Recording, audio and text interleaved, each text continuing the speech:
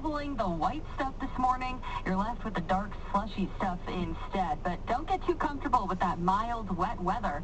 Our meteorologist Jesse Uppel says things start to change this afternoon. Most areas will slip below that freezing mark, likely causing any standing water or wet surfaces to freeze over. So ahead of this plunge in temperatures, try your best to clear any existing snow off of your driveways or walkways and de-ice those surfaces to make things easier and safer.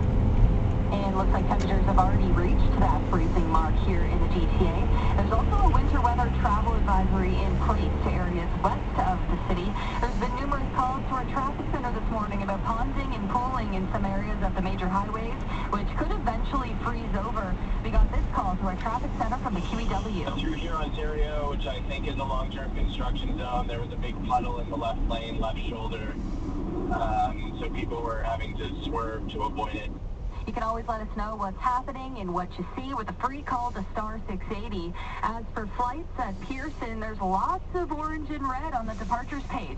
Flights to JFK have been canceled, while air travel to Calgary, Montreal, Ottawa, and much more have been delayed.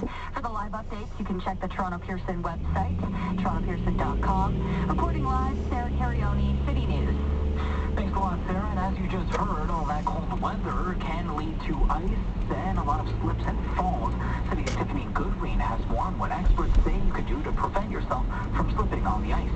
Sophia Lee is with the Kite Research Institute. She says every winter around 120,000 people across Canada visit the ER because they slipped on ice.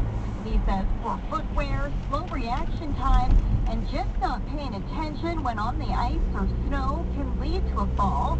The time of day is also more likely to increase your risk. Probably during the lunchtime, like when the sun is out and then the ice starts to have the top layer starts to melt, and then you will have that what we call melting ice. Lee says not all winter boots are the same. For better grip, she recommends getting a pair of boots with microfibers like Arctic Grip embedded in the rubber. Tiffany Goodwin, City News. City News time, 10:37. Taiwan's ruling party candidate has won the country's presidential elections. ABC's Brooke Clennett says the victory is bound to aggravate China, which considers the island nation part of its territory. With most of the votes counted, it's now confirmed the win for the candidate China called a troublemaker. William Lightinger of the Tea Party, he is the current vice president, beating the China-friendly KMT party for the presidency.